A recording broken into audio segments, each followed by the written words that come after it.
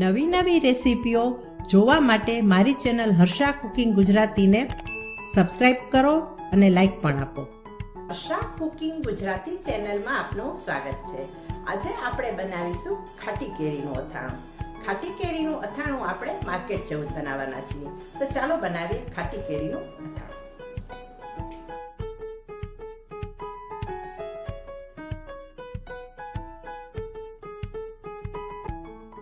સૌનું મનપસંદ ખાટી કેરીનું અથાણું બનાવવા માટે અહીં મેં 250 ગ્રામ દેશી ખાટી કેરી લીધી છે. આ અથાણું ખાટી કેરીનું ખાટું બનાવવાનું હોય છે, તેથી આપણે ખાટી કેરી જ લેવાની અને દેશી કેરી લેવાની. કેરીને ધોઈ અને સ્વચ્છ કરી લીધી છે. હવે આપણે ટુકડા કરી લઈએ.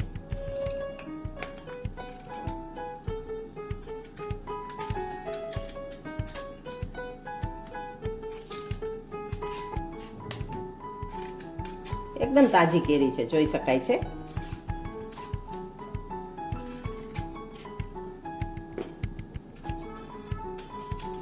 પાક ઉપર હોય ને તેવી કેરી જરાય નહીં લેવાની અથાણામાં. કદાચ આવી ગઈ હોય તો બીજો યુઝ કરી લેવાનો. મુરબ્બો બનાવી શકાય, છુંદો બનાવી શકાય કે સલાડ તરીકે ખાઈ શકાય, અથવા તેનું વઘાર્યું બનાવી શકાય.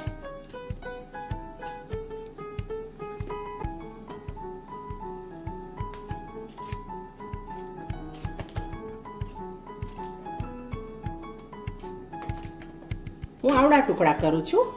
તમને જો મોટા ટુકડા પસંદ હોય તો મોટા ટુકડા પણ કરી શકો છો.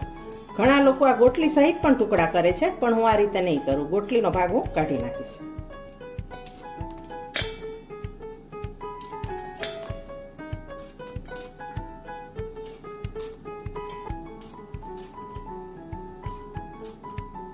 અઢીસો ગ્રામ કેરીમાંથી આ ગોટલી નીકળશે ને એટલે વજન થોડું ઓછું થઈ જશે.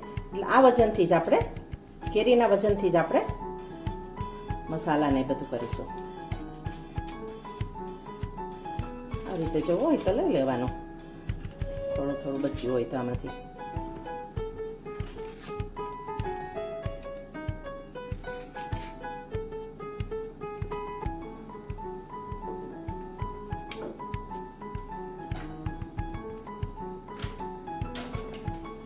બંને કેરીના ટુકડા થઈ ગયા પછી હવે હળદર મીઠું આપણે મિક્સ કરીશું. તેના માટે એક બાઉલ લઈશું.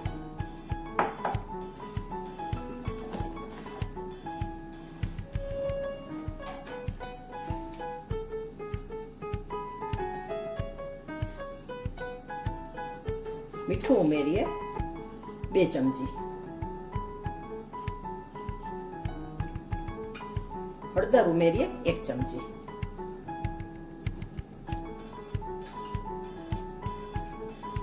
ચમચીની મદદથી મિક્સ કરીએ.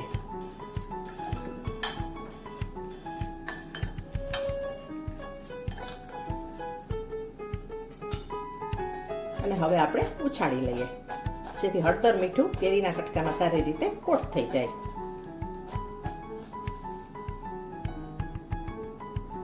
હવે આપણે ઢાંકી અને 12 કલાક સુધી રહેવા દઈએ અને ત્યાર પછી આપણે ખોલીશું, કેરીને સૂકવીશું અને મસાલો કરીશું.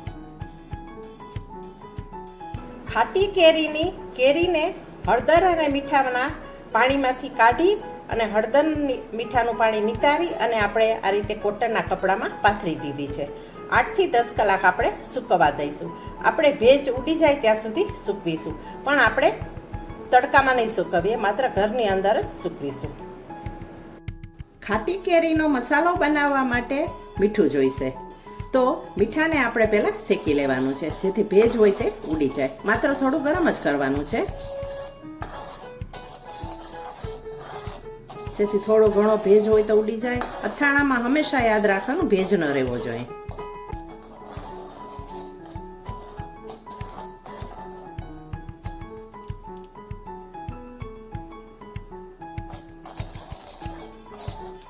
જોઈ લેવાનું ગરમ થઈ ગયું કે મીઠું ગરમ થઈ ગયું છે. ગેસને આપણે બંધ કરી દઈએ.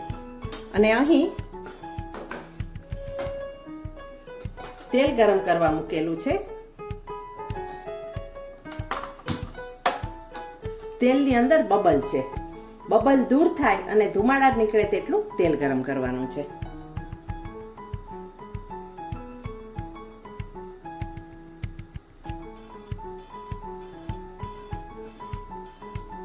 તેલમાં પણ થોડો થોડો ભેજ હોય છે. અહીં મેં સિંગ તેલ લીધું છે. તમને જે તેલ પસંદ હોય તે નાખી શકાય, પણ મોટે ભાગે ગુજરાતી રસોઈ બનતી હોય અને અથાણા બનતા હોય તેમાં સિંગ તેલનો જ ઉપયોગ થતો હોય છે.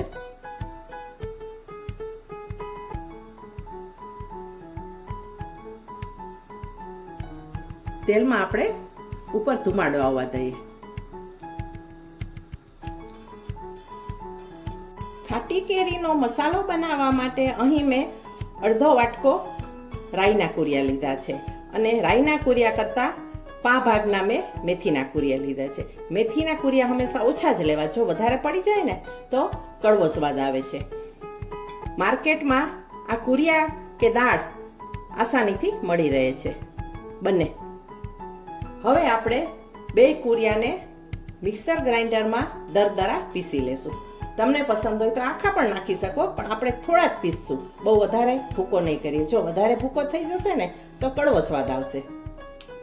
રાઈ અને મેથીના કુરિયાને દરદરા પીસી લીધા પછી હવે આપણે એક વાસણમાં આ રીતે ફેલાવી દઈશું.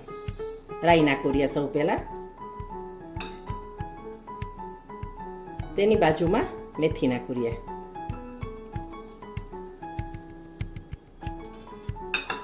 વચ્ચે જગ્યા કરીશું.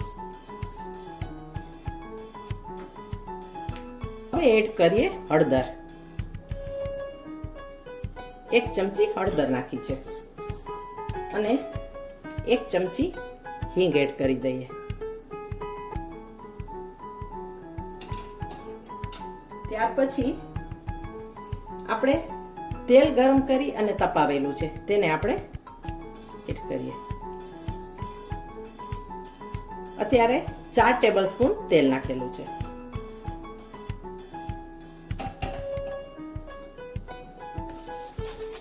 તેલ નાખ્યા પછી આપણે મિક્સ કરીએ.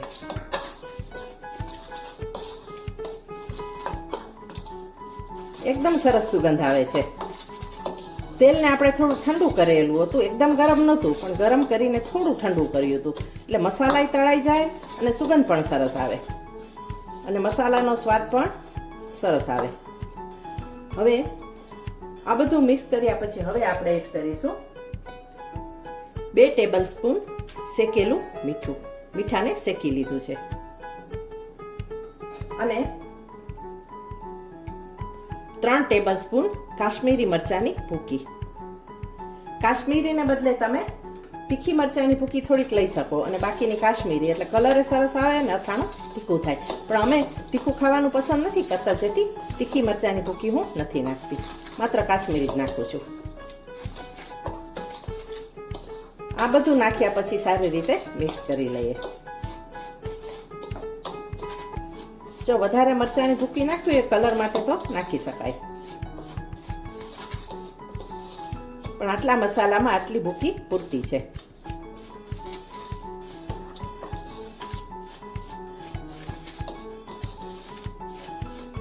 એકદમ સારી રીતે મિક્સ કરી લઈએ અને મસાલાને થોડો આપણે ઠંડો થવા દઈશું.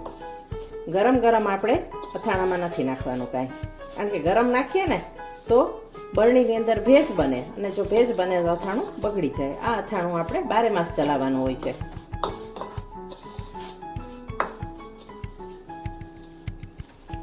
ખાટી કેરીનો મસાલો તૈયાર છે. ખાટી કેરી માટેનો મસાલો તૈયાર છે અને અહીં કેરીના ટુકડા પણ સારી રીતે સુકાઈ ગયા છે, જોઈ શકાય છે, જરા પણ ભેજ રહ્યો નથી. તમે જો પંખાને નીચે રાખવાના હોય ને તો 12 કલાકમાં સુકાઈ જાય છે અને એમને એમ રાખવા હોય તો થોડોક 17-18 કલાક લાગે છે, પણ પંખાની નીચે રાખો ને તો ભેજ ઉડી જાય છે, જોઈ શકાય છે.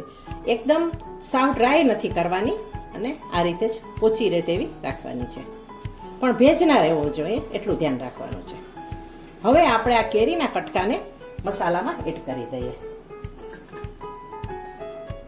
થાળી પણ કોરી છે સાવ. કોટનના કપડામાં રાખ્યું હતું ને એટલે કોટનનું કપડું ભેજ શોષી લે અને ત્યાર પછી થોડી વાર થાળીમાં લઈ લીધી હતી અને પંખાને નીચે કોરું થવા દીધું હતું. મસાલા સાથે કેરી આપણે મિક્સ કરી લઈએ. ખાટી કેરી બધાની બહુ ફેવરિટ હોય છે. આ અથાણું માર્કેટ જેવું જ બનવાનું છે અને ઘરે બનતું હોય એટલે એકદમ શુદ્ધ અને આપણને જેવો જોઈએ એ પ્રમાણે મસાલો અને તીખાશ નાખીને બનાવેલું હોય છે. માર્કેટમાં ઘણીવાર આપણે લઈએ તો તીખું લાગતું હોય છે, તો પસંદ ના હોય તો આપણે ઘરે મરચાંની ભૂકી એ રીતે એડજસ્ટ કરી શકીએ, તેલ એડજસ્ટ કરી શકીએ.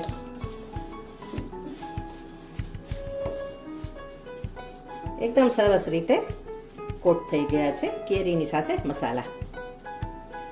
હવે આપણે અત્યારે બરણીમાં નહીં ભરીએ પણ એક બાઉલમાં ટ્રાન્સફર કરી દેશું અને 12 કલાક આમ નામ રહેવા દેશું. ઢાંકીને રાખી દઈએ અને ત્યાર પછી આપણે ચલાવી લેશું વચ્ચે વચ્ચે અને 12 કલાક પછી આપણે બરણીમાં ભરી અને પછી તેલ નાખીશું. અત્યારે આપણે તેલ એડ કરીશું નહીં, કારણ કે ત્યાં સુધી 12 કલાકમાં મસાલા હોય ને એ કેરી સાથે ભળવા જોઈએ. જો તેલ નાખી દેશું ને તો મસાલા સારી રીતે નહીં ભળે, છૂટા છૂટા રહેશે. એટલે મારી તો આ જ પદ્ધતિ છે, પછી તમે જેમ કરતા હો તેમ, બધાની પદ્ધતિ અલગ અલગ હોય છે. હવે ઢાંકીને આપણે રાખી દઈએ.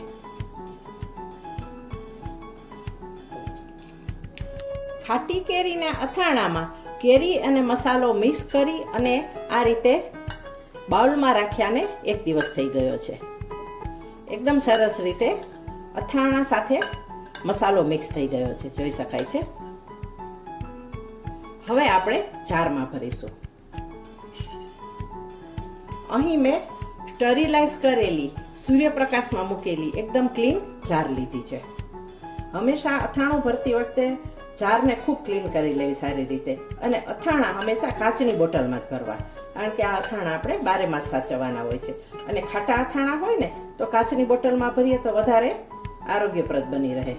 માર્કેટમાં તો પ્લાસ્ટિકમાં પણ મળતા હોય છે, પણ ઘરે આપણે જો કરીએ ને તો આ રીતે કાચમાં જ કરીને રાખી દેવા. હવે આપણે અથાણું નાખીશું અંદર. લાંબો સમય સાચવવાની જે વસ્તુ હોય ને એમાં નાની નાની બાબતોની કાળજી રાખીએ ને તો વસ્તુ બગડે નહીં.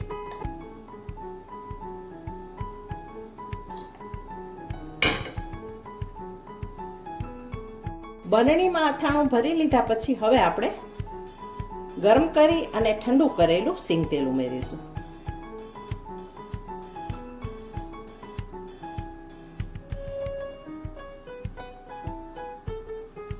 આ રીતે અથાણું પૂરેપૂરું ડૂબે તેટલું આપણે તેલ એડ કરવાનું છે, જેથી અથાણું સારી રીતે ગળી પણ જાય અને બગડે પણ નહીં.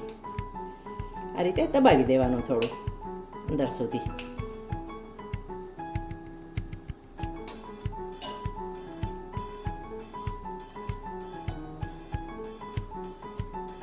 બારમાસ ભરવા માટેનું ખાટી કેરીનું અથાણું બનીને તૈયાર થઈ ગયું છે. હવે મળીશું નેક્સ્ટ વિડીયોમાં. Thanks for watching.